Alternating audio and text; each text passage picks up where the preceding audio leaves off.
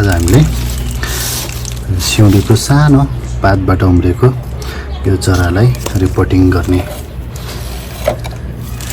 खोजिरहेका छौँ र सबसे पहिला यो सानो गमलामा माटो तल नजरोस् भनेर कपडा राख्यौँ र हामीले यो कोकोपिट माटो अर्ग्यानिक मल र बालुवाको मिक्सचरलाई गमलामा राख्यौँ र यो सिउँडीलाई चाहिँ सकभर हातले डाइरेक्ट छुनु हुँदैन र यसलाई चाहिँ बिस्तारै हामीले गमलामा राख्नुपर्छ।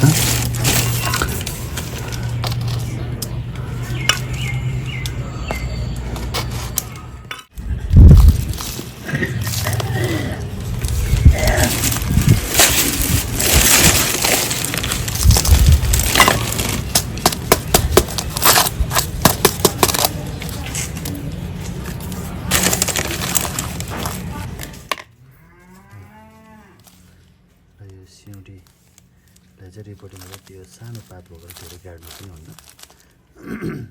र यो रिपोर्टिङ गर्दा हातले छुन नहुने भएको भएर चाहिँ सकभर माटो अथवा अरू इक्विपमेन्टहरूको सहयोग लिनुपर्छ र सिउँडी चाहिँ थोरै स्याहारमा यो आफै हुर्किने भएको भएर हामीले पानी धेरै हाल्नुपर्ने त्यस्तो चिन्ता लिनु पर्दैन। रिपोर्टिङको काम लगभग सक्यो र पानी थोरै राखेर हामीले आजको यो रिपोर्टिङको काम सकायौँ। हजुरहरूले पनि यसरी सानो सानो यस्तो सिउँडीको बोटहरूलाई चाहिँ यस्तो पात खसेमा राम्रोसँग स्याहार गर्नु पनि जरा उम्रिन्छ र यसलाई यसरी सानो गमलामा रिपोर्टिङ गर्न सक्नुहुन्छ। हाम्रो भिडियो हेरिदिनु भएकोमा हजुरहरूलाई धन्यवाद र हामी नयाँ रिपोर्टिङको भिडियोसहित फेरि आउनेछौँ। Thank you.